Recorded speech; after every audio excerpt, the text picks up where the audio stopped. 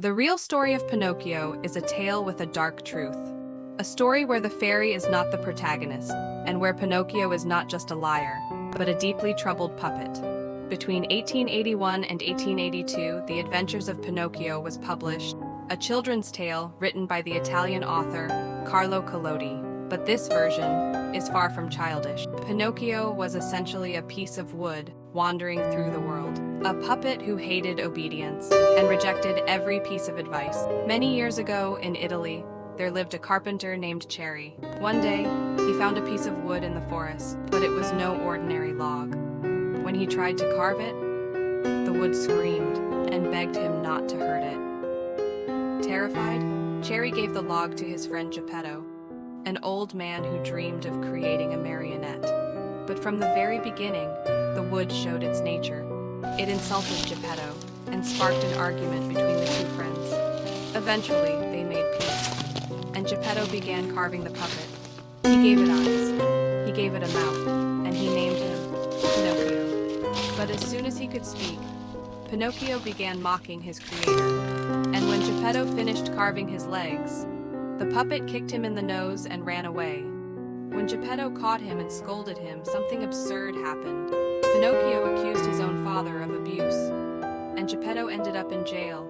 Alone at home, Pinocchio met a talking cricket.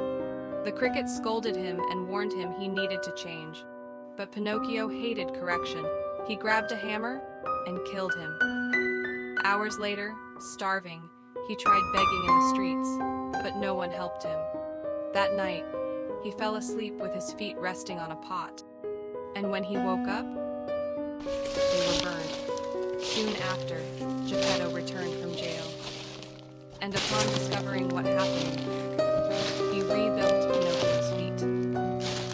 Pinocchio promised to change, promised to be good, promised to go to school. To help him, Geppetto sold his coat and bought him a spelling book. But on the way to school, Pinocchio heard music. It was a puppet theater.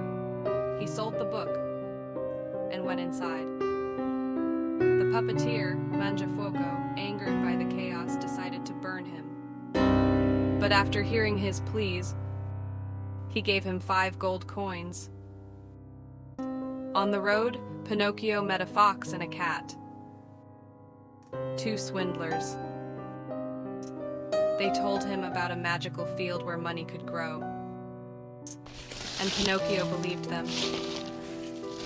After a night at the inn, they abandoned him. Later, criminals tried to rob him. They captured him and hanged him from a tree. As he was about to die, a young girl with turquoise hair saved him. In her house, Pinocchio recovered. And when he lied, his nose grew for the first time. Even so, he trusted the fox and the cat again, and ended up without money and in prison. After being released, he discovered the fairy had disappeared. Then a pigeon delivered the worst news. Geppetto had gone to sea searching for him, and had never been seen again. Desperate, Pinocchio threw himself into the sea to save him, but the current dragged him away. Days later, he reached the island of the busy bees, a place where everyone worked. Hungry, he begged for food, but no one helped without effort. Among those who helped him, the fairy appeared once more. Regretful, he promised to change. He began attending school, but his friend Lampwick convinced him to go to the land of toys. There, everything was fun. Until one morning, they woke up with donkey ears. They had been deceived.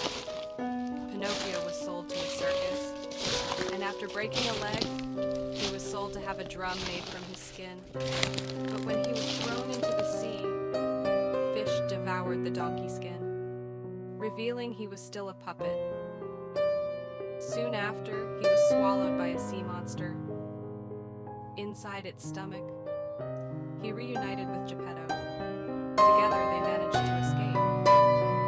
And after returning home, Pinocchio finally changed. He worked, he helped, and he learned. As a reward, he became a real boy. But before the story ends, There is a line that does not appear in every version of the tale, only a note in the margins.